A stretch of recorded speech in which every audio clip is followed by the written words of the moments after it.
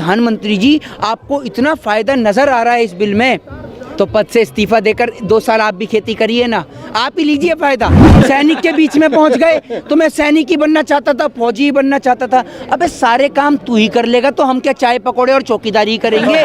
भाजपा के गवारों को स्कूल भेजो, सारों को इन्हें पढ़ाने लिखाने की जरूरत है। सारे के सारे अनपढ़ हैं, पता नहीं कहाँ कहाँ से डिग्रियां लेके आते हैं। प्रधानमंत्री जी इतना पढ़ लिए हैं किसान बिल के ऊपर कि वो अपने आगे सुप्रीम कोर्ट को भी छोटा मान रहे हैं। आज भी हमारे देश में बहुत सारे पत्तल चाट पत्रकार हैं जो सरकार की दलाली में लीन है, इस बात में कोई दोहराई नहीं है। ठीक उसी तरीके से यह हाल कोर्ट का भी है। किसानों की अहमियत देश की सरकार की नज़र में आवारा पशुओं से भी बदतर है। कैसे यकीन करेंगे आप प्रधानमंत्री मोदी जी की बात पर? जिसकी मांग भरी उसकी मांग नहीं पूरी कर पाए वो, तो आपकी और हमारी मांग कहाँ से पूरी करेंगे?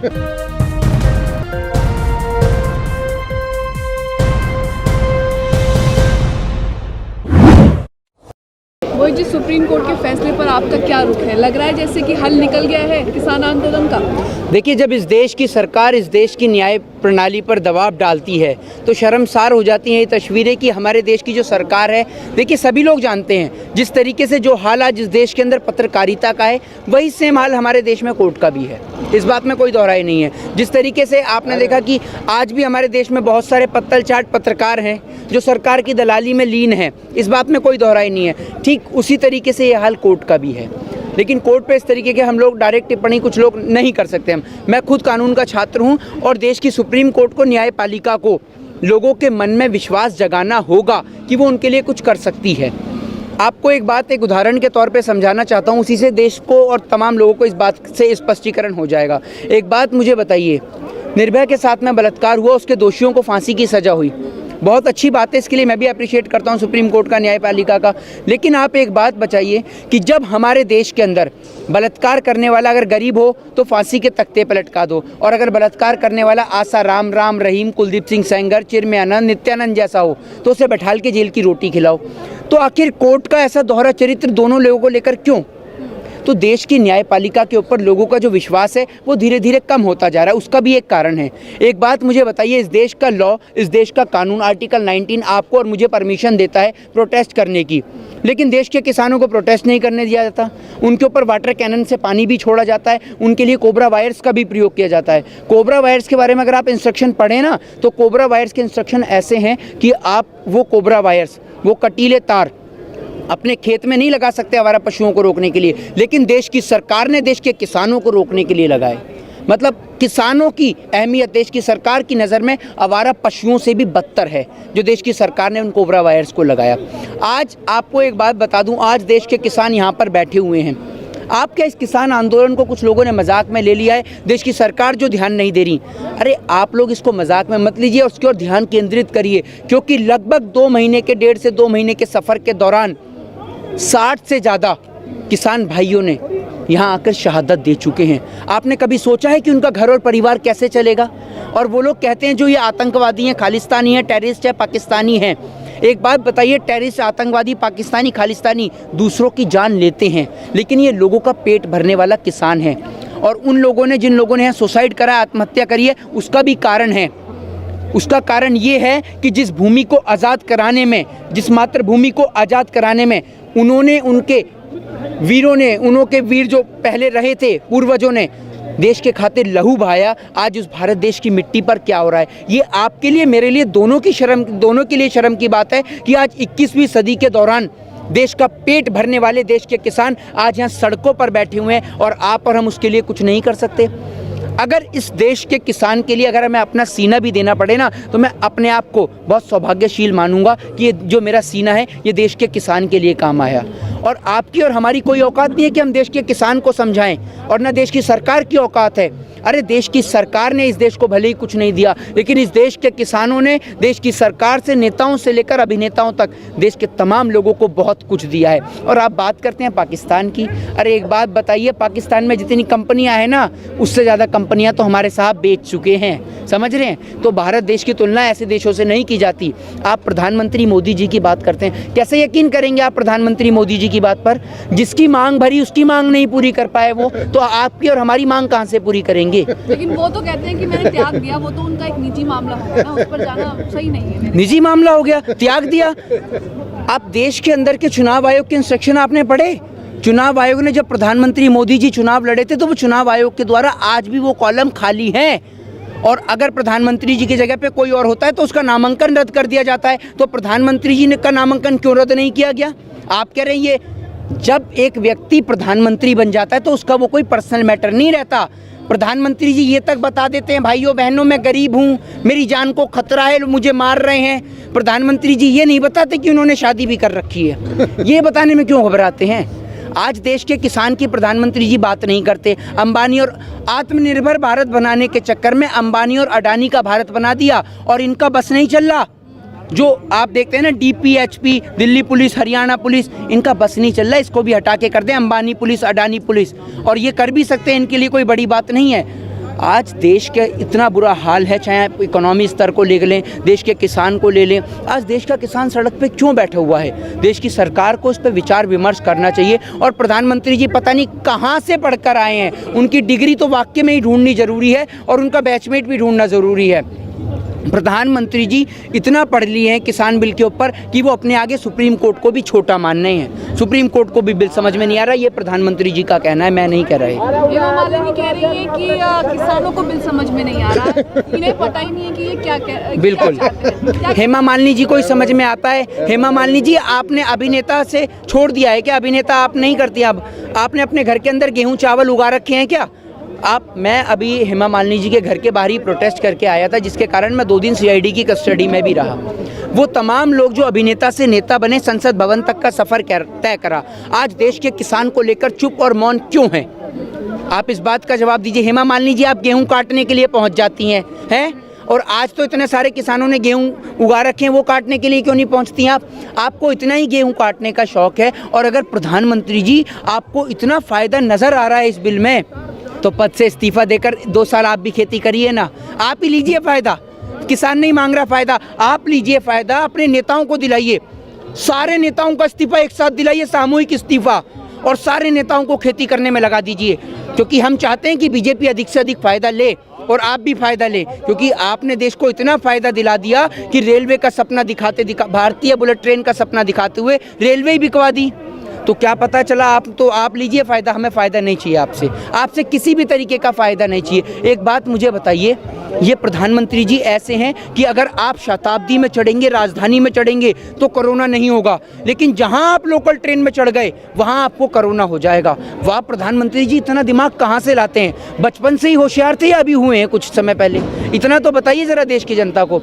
आप देश के प्रधानमंत्री जी के स्टेटमेंट्स को देखिए और देश के किसान से सवाल करने के बजाय अगर यही सवाल देश के प्रधानमंत्री जी से किया जाए ना कि आखिर कब तक बैठा रहेगा देश का किसान यहाँ पर, तो बेहतर रहेगा। अरे आप एक बात बताइए, ये देश का किसान जो यहाँ पर बैठा हुआ है, ये आपसे कोई भीख थोड़ी मांग रहा है कि आप हमें भीख दीजिए। ये सिर्फ अपनी मांगे, अपनी बातों को पूरी करवाने में यहाँ पर बैठा है कि आप ये जो काले कानून लेकर आए हैं आप इन्हें वापस ले लीजिए। और हेमा मालिनी जी, आपको इतना नहीं पता, कम से कम थोड़ा सा अगर आप पढ़ लिख लेती ना तो थोड़ा सा फ़ायदा रहता, कृषि बिल समझ में आता। आप पढ़ के देखिए, 1950 से लेकर 1960 के बीच में यही सेम कानून अमेरिका और यूरोप के कई देशों में लागू किया गया। तकरीबन 70 साल के दौरान आज हो चुके हैं, 70 साल से ज़्यादा। वहाँ के किसानों की हालत देखिए, बद से बदतर है। वहाँ के किसान सब्सिडी के ऊपर निर्भर हैं। तो जब अमेरिका और यूरोप जैसी डेवलप कंट्री में ये हाल है तो भारत देश का क्या हाल होगा? आपने सोचा है? 2006 के अंदर बिहार के अंदर APMC एक्ट के तहत मंडियों को बंद किया गया था। आज वहाँ के किसान आज तक अपनी फसल को बेचने के लिए पंजाब और दिल्ली के ऊपर निर्भर रहते हैं। आप देश के किसान को बंधुआ मजदूर बनाने में लगे हुए हैं, अंबानी और अडानी का गुलाम बनाने में लगे हुए हैं। मात्र चंद उद्योगपतियों को फ़ायदा पहुँचाने के चक्कर में पूरे देश के किसानों को आप बलि का बकरा बनाने में लगे हैं। प्रधानमंत्री जी, ये ठीक नहीं है। लेकिन ये तो कहते हैं मैं किसानों का बेटा हूँ, राजहित में काम कर रहा हूँ। ये सभी के बेटे हैं, ये सभी के बेटे हैं। ये जहाँ जाता है वो वहीं बन जाते हैं, समझ रहे हैं आप इनको अगर देखेंगे तो आप ये समझिए, अगर ये डॉक्टर के बीच में जाते हैं तो ये मैं नहीं कह रहा, प्रधानमंत्री जी कहते हैं, कहीं आप समझे कि मैंने बोल दिया। प्रधानमंत्री जी डॉक्टर के बीच में जाते तो आपने सुना होगा कि भाइयों बहनों मैं तो डॉक्टर ही बनना चाहता था, पर क्या करें, इनकी डिग्री बदल गई थोड़ी सी। सैनिक के बीच में पहुंच गए तो मैं सैनिक ही बनना चाहता था, फौजी ही बनना चाहता था। अबे सारे काम तू ही कर लेगा तो हम क्या चाय पकौड़े और चौकीदारी करेंगे? ये बताओ ना, सारे काम तो आप ही कर लेंगे तो आपको और किसी की जरूरत ही नहीं है। तो आप ये देखिए, कुछ भी कर लेते हैं। घाट घाट पे कपड़ा बदले, कोस कोस पे वाणी, हर प्रदेश में लंबी फेंके, बताओ कौन सा प्राणी। सभी को पता है वो कौन सा प्राणी है, मुझे नाम लेने की जरूरत नहीं है, समझ रहे हैं। मोहित जी, इससे पहले सीए का प्रोटेस्ट हुआ था, 3-3.5 महीने चला, लेकिन ऐसी झंडे बस्ते पर डाल दिया। आज हम किसानों को देख रहे हैं सड़कों पर, लेकिन सरकार पीछे नहीं हटी है किसी कानून से। हाँ तो बिल्कुल, अभी आपने देखा सीए के जरिए आधी पब्लिक आई थी, अब किसान के जरिए आधी पब्लिक आ गई, अब तीसरा नंबर आप लोगों का है, ये भी लिख के ले लीजिए आप मुझसे। वो पता है किस लिए, क्योंकि अगर आप इस देश के अंदर अपने स्तर को इतना गिरा देंगे कि जितना बरेली के बाजार का झुमका नहीं गिरा था ना, उससे ज्यादा स्तर गिर चुका है देश की मीडिया का। आप एक बात बताइए, नेशनल चैनल पे आप 5-5 हजार रुपए में लोगों को बुलाते हैं, एक बिठालते हैं मौलाना, एक बिठालते हैं पंडित। मौलाना भी चाहिए ना दाढ़ी वाला एकदम, समझ रहे हैं। वो मौलाना पंडित को गाली देता है और पंडित मौलाना को गाली देता है, और घर में बैठी पब्लिक वो आपस में लड़ जाती है। और ये क्या कहते हैं, सूत्रों के हवाले से पता चला है। अबे भाई वो सूत्र हैं कहाँ, हमें भी तो बताइए। आपके सूत्र के कारण देश में बवाल हो जाता है, देश में दंगे फसाद हो जाते हैं, और आपके सूत्रों का पता नहीं चलता। और मीडिया में आपको बताऊं, सारे पत्रकारों को होड़ लगी पड़ी है। किसी को क्रिकेट कंट्रोल बोर्ड में मेंबर बनना है, तो किसी को राज्यसभा सांसद बनना है। और वो दिन दूर नहीं है कि जिस दिन आप ये माइक हाथ में पकड़ के कहेंगे, माँ की कसम खा रहा हूँ इस बार सच्ची खबर दिखा रहा हूँ, लेकिन कोई आपकी बात पे यकीन नहीं करेगा। जैसे कहते हैं ना कि शेर आया, और जिस दिन शेर आता है उस दिन कोई नहीं आता। तो ये हाल अब आपका होने वाला है। तो इसीलिए अगर इस हाल को बेहाल होने से बचाना है, तो अभी भी जो देश का चौथा स्तंभ है ना, जिसे कहा जाता है, जो उसमें जंग लग गई है, तो उसे गिरने से बचा लीजिए। अपने ईमान को काबिल रखिए, और देश के किसान के, देश के युवा के पक्ष में, और अगर देश की सरकार कोई अच्छा काम करती है तो उसके भी पक्ष में दिखाइए। लेकिन जो सही है उसको सही बताइए, जो गलत है उसे गलत दिखाइए। कहती है हमने 7 साल बहुत विकास कराया, उठा के देखिए हमने शौचालय क्या कराया, किसान सम्मान निधि दी है, हम लोगों ने स्कूलों में आप एक भी गिना दीजिए क्या कराया, बनवाया, 370 हटवाई है। जो आप एक बात मुझे बताइए, आपने भारत देश में रहती हैं या आज ही बाहर से आई हैं इंटरव्यू के लिए? मैं भारत में ही रहती है ना, तो आप एक बात मुझे बताइए, सारे पत्रकार यूं क्यों कहते हैं कि राम मंदिर बीजेपी ने बनवाया? भाई कैसे बनवाया, सुनिए मैं बताता हूँ, मैं कानून का छात्र हूँ। ये राम मंदिर सुप्रीम कोर्ट ने बनवाया है। अगर राम मंदिर प्रधानमंत्री जी बनाते तो 300 से ज़्यादा इनके पास सांसद हैं। जिस तरीके से 3 तलाक का मुद्दा पार्लियामेंट से क्लियर कराया ना, तो भगवान श्री राम को कोर्ट का दरवाज़ा क्यों खटखटाना पड़ा, समझते हैं? क्यों नहीं करवाया इन्होंने पार्लियामेंट से क्लियर? पार्लियामेंट में अध्यादेश लेके आते और क्लियर कराते, ठीक है। और आपको एक बात बता दूं, तो देश का इतिहास पढ़िए, धारा 370 के बारे में रीड करके देखिए। जिस टाइम पे लगी थी, जिस टाइम पे आपने देखा होगा कि 365 जो देसी रियासतें थी जिनको मिलाया सरदार वल्लभ भाई पटेल ने, तो आप पढ़ के देखिए कि अगर धारा 370 लगी थी तो क्यों लगी थी, और देश का जो बंटवारा हुआ था वो भी किन लोगों के कारण हुआ था। और अगर शहीद भगत सिंह के खिलाफ जिसने विरोध में गवाही दी थी वो सर सादीलाल कौन था? वो आरएसएस का था, समझ रहे हैं। और शहीद भगत सिंह का केस किसी हिंदू ने नहीं लड़ा था, वो मुस्लिम ने लड़ा था। तो ये भारत देश है। जब एक परिवार के अंदर 4 भाई आपस में लड़ते हैं, वो घर तरक्की नहीं कर पाता, तो ये तो हमारा देश है। और जो लोग कहते हैं ना कि हम लोग क्यों बोलते हैं, वो हम इसलिए बोलते हैं कि अगर हमारी घर की छत से पानी टपकता है तो हम घर की छत भी तो सही कराते हैं। हमारे लिए पूरा भारतवर्ष हमारा घर है, और इस घर के अंदर अगर नफरत फैलाई जाएगी तो हम नफरत फैलाने वालों के खिलाफ सख्त से सख्त कार्रवाई करेंगे, और हम उनके खिलाफ बोलेंगे। और ये हक और अधिकार अगर करने पर हमको आतंकवादी ठहराया जाता है, टेररिस्ट ठहराया जाता है, या खालिस्तानी ठहराया जाता है, तो हमें कोई फर्क नहीं पड़ता। लेकिन मोहित जी, जब चुनाव आते हैं तब बीजेपी घर घर जाती है और कहती है कि हमने ये किया, घर घर जाती है, इनका तड़ी पार मंत्री पर्चे बांटता है घर घर जाकर। हाँ, तब यही वो हिंदू मुस्लिम का मसला लाती है और देखिए जीत जाती है हर बार। फिर ये इलाज कैसे होगा इनका? तो ऐसी जीत दी जाएगी ना। हिंदू मुस्लिम की बात ये है ना कि सुनिए मेरी बात, आज आप ये देखिए कि जिस तरीके से लोकल ट्रेन नहीं खोली गई, आज स्कूल बंद है देश का, क्योंकि अगर पढ़ेगा इंडिया तो भाजपा से सवाल पूछेगा इंडिया। मैं तो सबसे पहले यूं कहना चाहता हूं, इन भाजपा के गवारों को स्कूल भेजो सारों को, इन्हें पढ़ाने लिखाने की जरूरत है। सारे के सारे अनपढ़ हैं, पता नहीं कहां कहां से डिग्रियां लेके आते हैं। एक वित्त मंत्री है, वो ऐसी वित्त मंत्री तराशी है, वो कहती है मैं लहसुन प्याज नहीं खाती। ऐसी वित्त मंत्री तराशने में मेरे ख्याल से मोदी जी ने चिराग लेकर गए होंगे, तभी ऐसी वित्त मंत्री मिली है। अब इस आंदोलन का बीच का रास्ता क्या है? ये लोग बैठे हुए हैं, सरकार बातचीत कर रही है, सुप्रीम कोर्ट अलग फैसला दे रही है, क्या करेंगे ये लोग? कब तक ठंड में बैठे रहेंगे? देखिए, बीच का रास्ता क्या, सभी को 100 बार समझा दिया गया है कि आप तीनों काले कानूनों को वापस ले लो। बीच का रास्ता तो कोई है ही नहीं। बीच का रास्ता एक है, एक रास्ता है जिसमें अगर प्रधानमंत्री जी जीतते हैं तो ठीक है, समझाते हैं, तो एक काम आप करिए, रामलीला मैदान में एक जनसंवाद करिए, एक और आपके दलाल मीडिया के पत्तल चाट पत्रकारों को बिठाइए और अपने तमाम पढ़े लिखे नेता मंत्रियों को बिठाइए जिनकी डिग्रियों का अता पता नहीं है, उन्हें बिठाइए, और एक और देश के किसानों को बिठाइए, आमने सामने जनसंवाद करिए, क्योंकि बंद कमरे में समझौते होते हैं, न्याय नहीं।